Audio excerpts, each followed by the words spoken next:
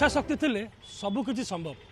निज पुओ जिद को पूरण करने बापा प्रस्तुत कर सुंदर बाइक आम अच्छु ए राजेन्द्र नगर ठारे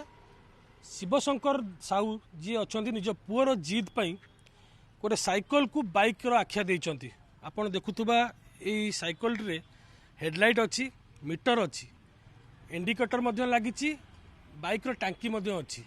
अबिकल बाइक भली दिशुवा यही साइकल को प्रस्तुत कर शिवशंकर साहू